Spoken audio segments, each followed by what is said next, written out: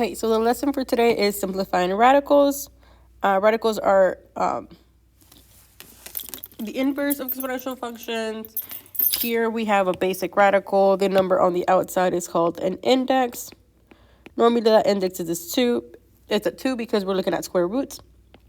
This number here is the base, and that's the one we're trying to simplify or reduce.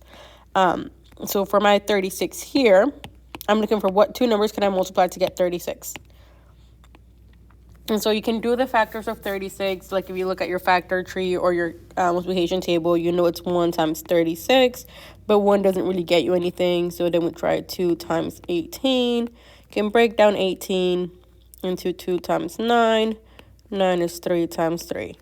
And so we look at only the last number. So you have a 2, 2, 3, and 3.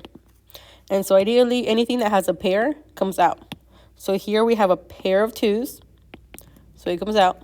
We have a pair of 3s, so it comes out. So my answer is 2 times 3, which is 6. So that's what we're looking for. Square root means we're looking for pairs or groups of 2. The square root of 121 works exactly the same. You look for numbers that multiply for 121 in your multiplication table. You're going to notice that there's only one number that works. It's just 11 times 11. So I have a pair, so it comes out. 24, if you look for it on the multiplication table, you're going to see that it's not a perfect one. And what I mean by a perfect one is normally, if you look at your multiplication table, I have all my perfect squares here. So 36 was 6 times 6. That's how we got 6. 121 is 11 times 11. That's how we got 11. But 24 is not a perfect square. It will be somewhere here between 16 and 25. So instead of finding it in my list of perfect squares down here on my diagonal, I have to do the factor tree. So it's 2 times 12. 12 is 4 times 3. And then 4 is 3. So it's 2 times 2. So I'll look for any pairs that I have. Like, for example, here's a pair. So that number can come out. My 2 gets to come out. But these two are not pairs, so they don't get to come out. So if I look at the list of numbers that I have, anything that was broken down doesn't count. So the 24, the 12, and the 4 don't count. I'm only looking at the 2, 2, 2, and 3. The pairs come out. What's not a pair multiplies on the inside. So there's my answer. Pairs come out. What's not a pair stays on the inside. That's the word we're doing. Pairs come out. What's not a pair stays on the inside. So 72, we're going to do the same thing. You look for 72 in your multiplication table. You're going to see that it's not a perfect square. It's not on my diagonal. It'll be somewhere here. But it's right there, right? So it's going to be 9 times 8. 9 is 3 times 3. 8 is 4 times 2, which is also 2 times 2.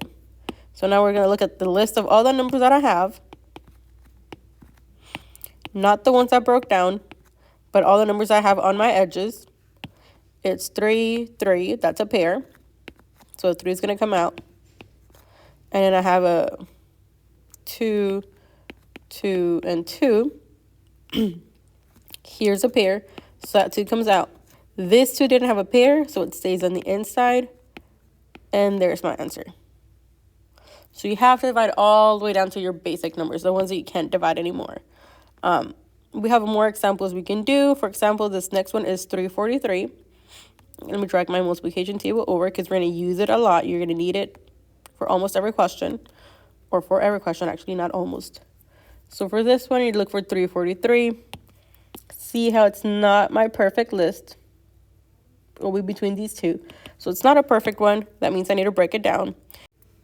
The issue with 343 is that it doesn't fit in my 2020 multiplication table because it doesn't go that far. Like, I don't have enough room for it. And so what you can do is you can pull up your decimals, and here's what we type in decimals. You probably want to write this down in your notes. In decimals, we add a table. My table has X1 and a Y1, but I'm going to erase Y1. I'm going to type in my number and divide it by X1. And then on my table of X values, I type in 1, enter, 2, enter, and enter, enter, enter. I type in all the numbers that I can.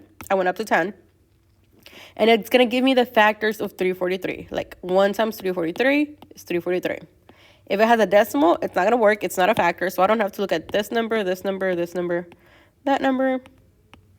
And you can see I only have one that works. 7 times 49. So I can try 7 times 49.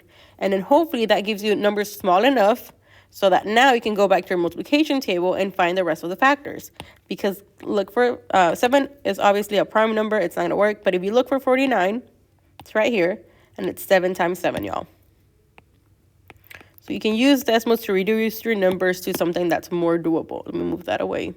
So now for this problem, I'm going to put my pairs outside and my non-pair inside. We have more examples we can go over. Like this one, 500. Again, this one's not in your table. It's not going to fit here. So I'm going to pull up your decimals.